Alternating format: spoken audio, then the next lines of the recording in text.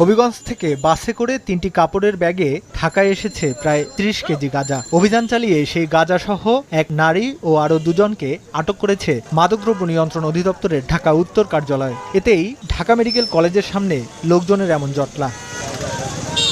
বুধবার বিকেলে ঘটনাস্থলে গিয়ে দেখা যায় কাপড়ের ব্যাগ থেকে বের করে রাখা গাঁজা, যা কাগজ ও টেপে মোড়ানো। অধিদপ্তরের কর্মকর্তারা বলছেন, এক একটিতে রয়েছে ২ কেজি বা তারও বেশি। তবে প্রথমে গাঁজা আনার বিষয়ে মানতে নারাজ মাদক কারবারি নারী সালমা আক্তার ও তার স্বামী রাসেল। বাসের হেলপার উজ্জ্বল জানান, হবিগঞ্জ থেকে দুজন তাদের ৩টি ব্যাগ বাসে তুলে দেওয়ার পর ঢাকা থেকে একটি গ্রুপ গ্রহণ করবে বলে জানায়। হাসপাতালের সামনে এই ব্যাগ নিতে আসেন সালমা ও তার স্বামী রাসেল। আমি এগুলো আনি না, এগুলো হেরা জানে।